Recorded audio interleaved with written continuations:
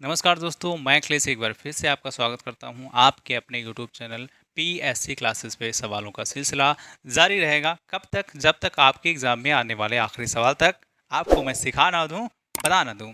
तो स्टार्ट करेंगे वहीं से जहां पे हमने बंद किया था। तो कहां से स्टार्ट करने वाले हैं? 31 से, यानी 31 नंबर आपके स्क्रीन पे। सवाल नंबर 31 आपकी स्क्रीन पे। क्या है सवाल? सवाल है 0.02 तथा 0.032 के बीच मध्य अनुपात को बताना है। 0.02 और 0.032 के बीच यानी मध्य अनुपात को बताना है। मैंने आपको पहले ही बताया है कि जब आपको ए बी सी, इसमें मध्य कौन होगा? बी होगा। इसको बनाने के लिए आपको ऐसा ऐसा ऐसा करना पड़ता है, ऐसा ऐसा करना पड़ता है। तो इसमें क्या हो जाता है? बीच बीच का यानी अंदर अंदर यानी मीन मीन का गुणा करने पे बी स्क्वायर बनेगा। बाहर बाहर यानी एक्सट्रीम एक्सट्रीम का गुणा करने पे ए सी बनेगा, ए सी बनेगा। यानी बी की वैल्यू क्या हो जाएगी? अंडर रूट ए सी हो जाएगी। तो यहाँ जो दिया है मध्य अनुपात पूछ रहा है, इसका मतलब जाहिर हो रहा है कि ये ए की वैल्यू होगी, ये किसकी वैल्यू होगी? वो सी की वैल्यू होगी। यहाँ आप रखिए आंसर आपका, यहाँ आप रखिए आंसर आपका। तो ए की वैल्यू है 0.02, बी की वैल्यू है 0.32। ठीक है, अब इसमें करें क्या? तो यहाँ हम जानते हैं कि दशमलव हटाते हैं, दशमलव के बाद जितनी डिजिट होती हैं वो उतना नीचे जीरो बढ़ाएंगे। यहाँ दशमलव हटाएंगे, ये जीरो का कोई वैल्यू नहीं रह जाता है। ठीक, और एक बात यहाँ और तय है, पिछली क्लासों में हमने सीखा है कि जब भी अंडर रूट के अंदर कोई वैल्यू हो तो पेयर बना ले यानी जोड़ा बना ले तो वो बाहर निकल के आता है। ठीक है, तो यहाँ देखो आप, यहाँ देखो ये दो है, ये दो है। ठीक है, और इसको अगर हम और लिखना चाहें तो क्या लिख सकते हैं? 32 को, 32 को क्या लिख दें? क्या 16 गुणा 2 लिख दें? 16 गुणा 2 लिख दें। और इस 16 को क्या लिख सकते हैं? इस 16 को हम ये लिख सकते हैं 4 गुणे 4 लिख सकते हैं। यानी यहाँ देखो दो का पेयर ये है और दो का ये पेयर है, यानी एक पेयर ये और एक पेयर ये, यानी जोड़ा तैयार है। 100 का करें, गुणा कर रहे हैं तो हम ये देख पाएंगे। ठीक है, आपको कॉम्प्लिकेटेड कैलकुलेशन से मैं बचा ले रहा हूँ, नहीं तो इसको गुणा करते वो करते। और देखो अगर डायरेक्ट आंसर लाना है तो क्या करें? 32 गुना कितना होता है? 64, डिवाइड बाई 100 गुणे 100 है, 100 है। तो क्या करें? 64 का कितना? 8 निकल के बाहर आएगा। 100 का 100 गुणे 100 है तो 1 निकल के बाहर आ जाएगा। आप इसको करेंगे तो 0.08 इसका आंसर हो जाएगा। यहाँ भी करोगे तो 4 एक बाहर निकलेगा, 2 एक बाहर निकलेगा, और डिवाइड बाय ये कितना? 100 एक बाहर निकलेगा। तो 4 दूनी 8 बनाएगा और 8 डिवाइड बाय 100 है, तो इसका जवाब 0.08 आपका आंसर। किसी भी तरीके से आप करेंगे आपका आंसर उतना ही आएगा। ठीक। अगला सवाल आपका है ये 32। ठीक है, 32 में क्या है? 7:13 के प्रत्येक पद में छोटी से छोटी संख्या कौन सी जोड़ें कि नई संख्या? देखो इसको मैं कई बार आपको बता चुका हूं, बार बार ये सवाल आ रहा है, इसका मतलब ये इंपॉर्टेंट होगा। 7:13 है तो ये एक्स जोड़ रहे हैं, मान लो एक्स जोड़ दे रहे हैं, उसके बाद जो इसका रेशियो बनता है वो कितना बनता है? 2 और 3 का। उसके बाद 2 और 3 का रेशियो बनता है। ठीक है, मैंने आपको बताया है इसका गुणा इसके साथ कर दो, इसका गुणा इसके साथ कर दो, उसके बाद घटा दो। तो ये 13 दूना 26, 7 तैया 7 त्रिक 21, इसको घटाओ तो इसको घटाओगे तो कितना निकल के आएगा? ये किसके बराबर होता है? जो ये एक संख्या जोड़ रहे हैं ना उसी के बराबर होता है। ठीक है, इसमें आप घटाओ तो 5 हो जाएगा। ये किसके बराबर है? एक्स, यानी वो जो संख्या जोड़ रहे हैं वो कितनी है? वो 5 है। ठीक है, अगला सवाल आपका 33। ठीक है, 33 में क्या है आपके? 15:19 के प्रत्येक पद में से क्या घटाया जाए? ये सवाल आप ध्यान से देखिए। 15:19 के क्या घटाया जाए? अभी तक हमने देखा है कि क्या जोड़ा जाए, तो घटाने के लिए हम क्या? माइनस साइन यूज करेंगे। घटाने के लिए क्या? माइनस साइन यूज करेंगे। ठीक है, अब नई संख्या 3/4, 15:19 है, इसमें क्या घटाया जाए? तो हमने मान लिया कि x घटा रहे हैं दोनों संख्या में से, उसके बाद कितना बन जा रहा है? तो कितना बन जा रहा है? तो बन जा रहा है आपका 3:4, 3:4 बन जा रहा है। इसके लिए भी वही करेंगे जो उसके लिए करते आ रहे हैं, इसका गुणा करेंगे इसके साथ, इसका गुणा इसके साथ करेंगे। तो 19 तैया 19 दूना 38, 19 57 और 15 चौका कितना 60। इसको घटा रहे होते हैं, किसके बराबर लिखेंगे, तो ये जो संख्या है उसके बराबर लिखेंगे। इसमें देखिए 60 है, ये 57 है, उल्टा आएगा तो -3 आएगा, और ये किसके बराबर है, -x के। माइनस से माइनस खत्म, यानी x की वैल्यू कितनी 3 आ जाएगी, यानी वो जो संख्या घटा रहे होंगे उसका मान कितना 3। ठीक,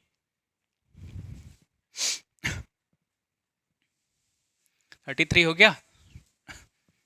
34 आप देखेंगे,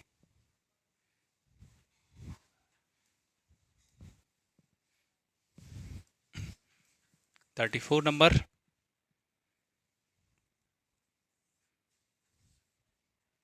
ठीक है, कह रहा है 21, 18, 15, 126 से प्रत्येक में से क्या घटाया जाए कि नई संख्या समानुपाती हो।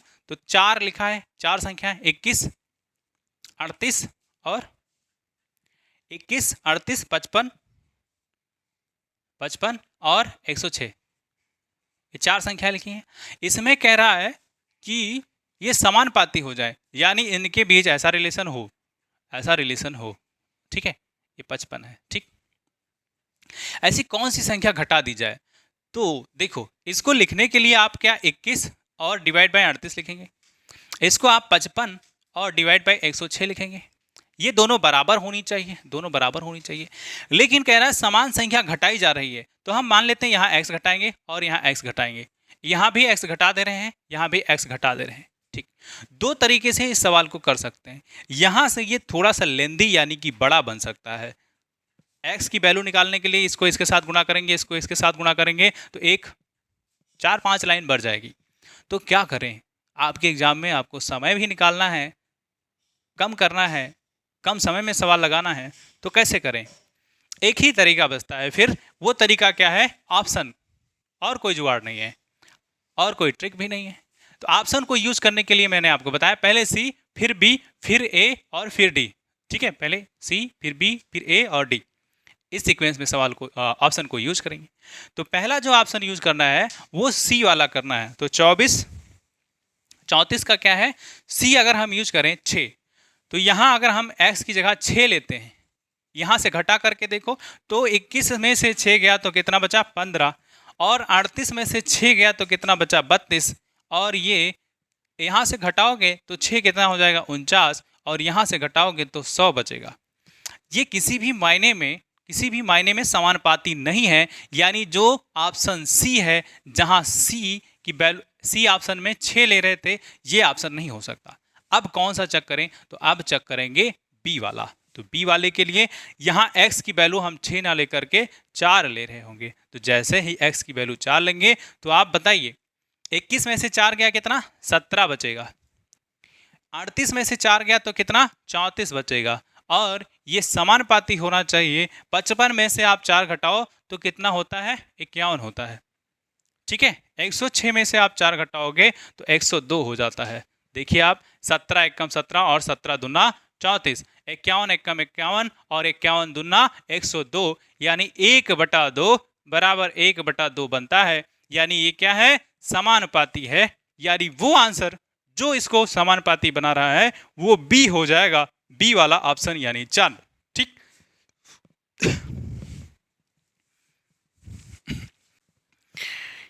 अगला सवाल आपका 35, कौन सा 35, क्या है सवाल में 35 नंबर सवाल में प्रत्येक में क्या जोड़े कि प्राप्त संख्याएं समानुपाती हो जाए। सेम सवाल है, 5, 13, 22, 47, क्या है 5, 13, 22 और 47। ठीक है, इनमें क्या जोड़ा जाए कि क्या घटाया जाए। ठीक है, क्या जोड़ा जाए, पिछले वाले में क्या था क्या घटाया जाए, इस बार में क्या जोड़ा जाए कि समानुपाती हो जाए। ये देखो 4 हैं, तो इसके लिए ऐसा रिलेशन होना चाहिए तो हम समानुपाती इसको बना पाएंगे। ठीक है, इसके लिए क्या करें, 5/13 लिखो इधर, और इसको बराबर कर दो 22/47 की।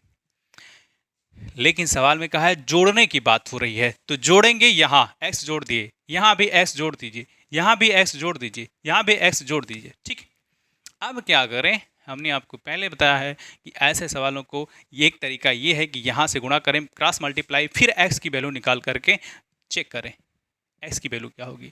लेकिन यहाँ निकालने की जरूरत नहीं है, क्या करें ऑप्शन को चेक कर लो। ऑप्शन को चेक करने का तरीका मैंने आपको बता रखा है, पहले सी फिर फिर बी, फिर ए और डी, यानी इसी सीक्वेंस में हर बार हम ऑप्शन को चेक कर रहे होंगे जब भी ऑप्शन को चेक करने की जरूरत पड़ेगी।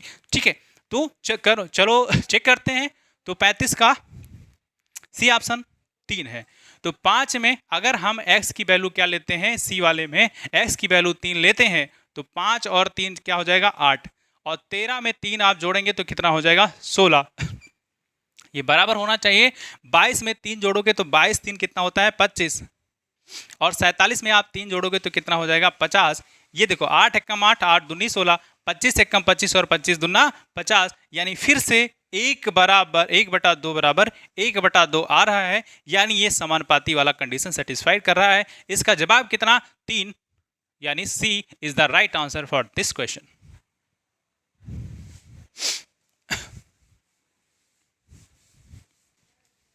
देखेंगे अगला सवाल, और अगला सवाल आपका है कौन सा, अगला सवाल आपका है 36 नंबर। क्या है 36 नंबर सवाल में?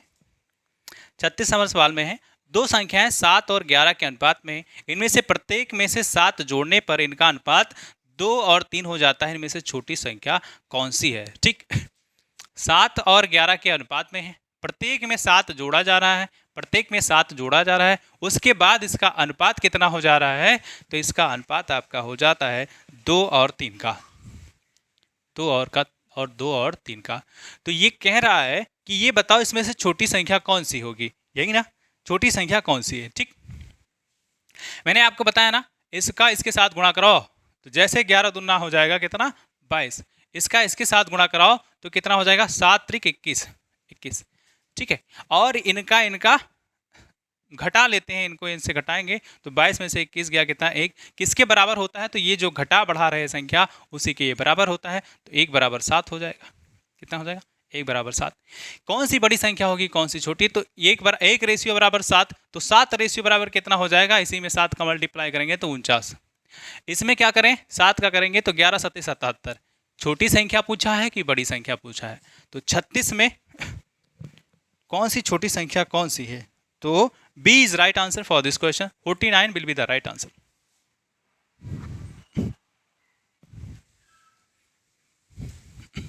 अगला सवाल 37, छोटे मोटे सवाल हैं, कोई दिक्कत नहीं, अभी और अच्छे सवाल आएंगे, लेवल थोड़ा अप होगा, लेकिन आपको तैयार रखने हैं, बिल्कुल आपने हथियार पे धार लगा रखना है। जो कॉन्सेप्ट मैंने आपको पहले लेक्चर में बताया है वो कॉन्सेप्ट आपको बिल्कुल टकाटक करके रखना है। ठीक है, तो 37 नंबर सवाल है, दो संख्याएं 1 और 3 के अनुपात में, इनका योगफल 240 है, तो इनका अंतर कितना होगा?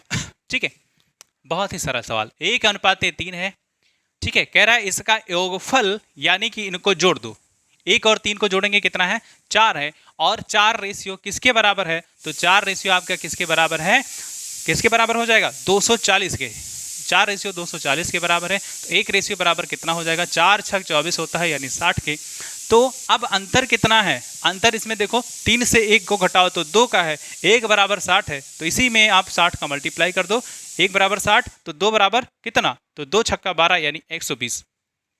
इसका जवाब कितना 120। 37 में जहां कहीं भी 120 जिस ऑप्शन में हो उसे आप सेलेक्ट कर लो, चलेंगे आगे।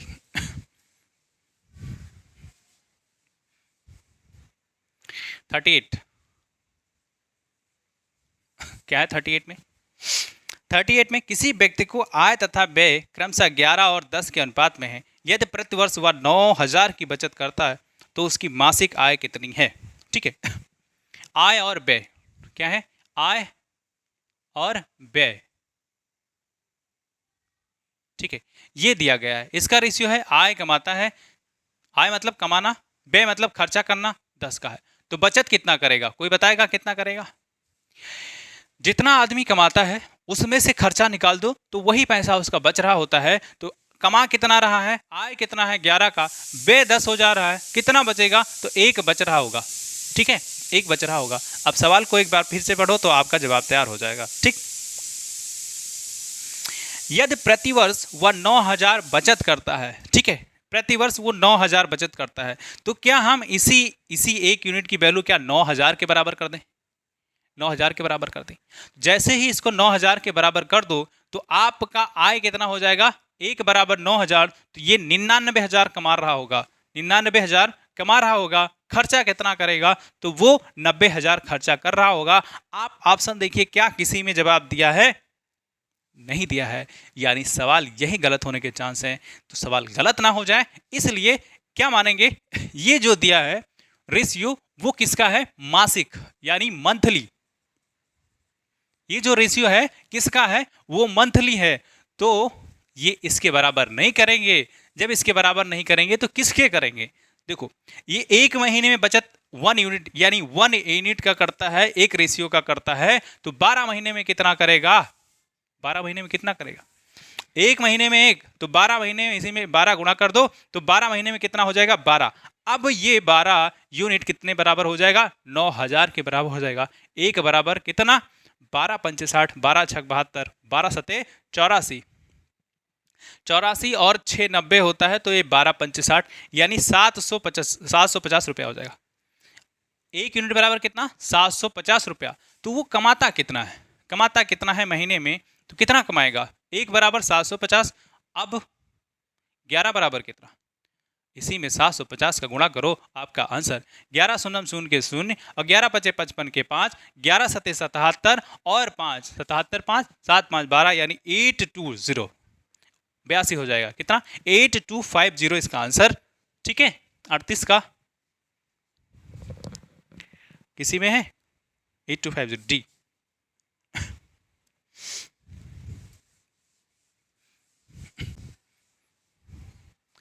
अगला सवाल 39। सवाल बहुत सरल है, टेंशन लेने वाली बात नहीं है। गलत हो रहे हैं तो यानी कि क्या दिक्कत है आप में? कह रहा है 7 11 प्रत्येक पंक्ति में किस संख्या को जोड़े कि अनुपात 3। देखो फिर से सवाल वही आ गया है, इसको बताने की जरूरत तो नहीं है, लेकिन अब बता दे रहा हूँ। 3 अनुपात 4 हो जाता है। इसमें मान लो x जोड़ते हैं, इसमें s जोड़ते हैं। ठीक है, 11 इससे गुणा करो तो 11 तें 33, इसका इससे गुणा कर दो तो 7 चौका 28। अभी मैंने बताया है कैसे करना है। किसके बराबर होता है? ये जो समान संख्या जोड़ रहे होते हैं उसके बराबर होता है। इसमें से घटा दो तो 8 5 13 होता है। x की वैल्यू फिर से 5 निकल के आ गई। अभी एक सवाल आया हुआ था, ठीक, x की वैल्यू कितनी निकल के आ गई? 5।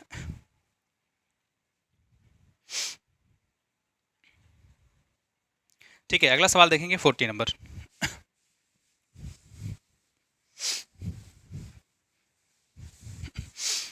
अगला सवाल आपका है 40। क्या है 40 में? 47 बेट कुड़ी दा 47 होता है, या तो 40 है ना। ठीक, 40। दो संख्याएं 3 और 4 के अनुपात में तथा उनका लगतम साम्प्रतिक 84, इनमें से बड़ी संख्या क्या होगी? ये सवाल बहुत ही जबरदस्त है। आप देखिए, रेशियो दिया है 3 और 4। कोई संख्या है, मैं मान लेता हूं n1 पहली संख्या, n2 दूसरी संख्या। ठीक है, n1 और n2 को निकालने के लिए क्या करना पड़ता है? n1 और n2 को निकालने के लिए जो रेशियो दिया है, ये क्या है? मैं मान लेता हूं r1 है, ये r2 है। ठीक है, ये r1 और r2। इसमें क्या करते हैं? मासा का गुणा करते हैं। क्या करते हैं? मासा को। n2 निकालने के लिए क्या करेंगे? मासा का गुणा करेंगे। किसमें? रेशियो दूसरे और मासा का गुणा हो रहा होगा n2। ठीक, अब क्या करें? एक हम बहुत बचपन से पढ़ते आ रहे हैं कि पहली संख्या गुणे दूसरी संख्या, ये बराबर क्या? मासा गुणे लासा। ये आपको मालूम है ना? ये अगर मालूम है तो इस सवाल में कोई दम नहीं है। ठीक, अब पहली संख्या हमने n1 माना है, रेशियो r1 और मासा। ठीक, n2 दूसरी संख्या n2, r2 इंटू मासा। इसको रखो तो यहाँ क्या हो जाएगा? ये r1 फिर से r2 और ये x इंटू x। ठीक है, हम यहाँ क्या कर लें? मासा को हम मान लेते हैं x। मासा को क्या मान लें? x। इसलिए मैंने x लिखा, फिर से x लिखा। समझ गए? इसको r1 इंटू एक्स लिखते, r2 इंटू एक्स लिखते। मैंने r1 और r2 को एक साथ लिख दिया है, x और x को एक साथ लिख दिया है। ठीक है, अब सुनो, मासा क्या होता है? हमने क्या x को मासा माना है, तो x लासा इसमें दिया है, लासा 84 है। क्या है? लासा 84 है। ठीक है, क्या है? लासा 84। तो बड़ी संख्या क्या है? देखो, इस x से इस x का काम खत्म हो जाएगा, यहां सिर्फ एक x बचा रहेगा। r1 r2 यहां दिया हुआ है 3 इंटू 4, 3 इंटू 4 यानी 3 गुणा 4 इंटू कुछ नहीं, यहां तो कुछ बचा ही नहीं है। नहीं, ठीक है, बचा हुआ है x, बचा हुआ है एक x बचा है, और ये किसके बराबर है? 84 के बराबर है। यहां से देखो 3 चौका कितना हो जाएगा? 12। ये 12x किसके बराबर है? 84 के 12x किसके बराबर है? 84 के। तो x बराबर क्या होता है? 12 सत्ते 84, यानी x की वैल्यू कितनी? 7 हो गई। तो क्या यही मासा है? अगर यही मासा है तो n1 की वैल्यू कितनी हो जाएगी? यानी पहली संख्या कितनी? तो जो रेशियो है 3 और मासा कितना है? 7, तो 7 त्रिक 21। n2 की अगर बात करें तो कितना हो जाएगा? जो रेशियो है 4 और जो मासा है 7, ये 7 चौका 28। तो दूसरी संख्या बतानी है, पहली संख्या बतानी, कौन सी संख्या बतानी? 40 में तो बड़ी संख्या, तो बड़ी संख्या यही है, ये 21 है, ये 28 है, बड़ी संख्या आपकी 28 होगी। अब मुझे दीजिए इजाज़त, मैं मिलूंगा आपको अगले लेक्चर में, तब तक के लिए बाय बाय। अगर आपको अच्छा लगता है तो लाइक शेयर सब्सक्राइब वो आपकी जिम्मेदारी बनती है। ठीक है, मिलता हूँ, बाय बाय।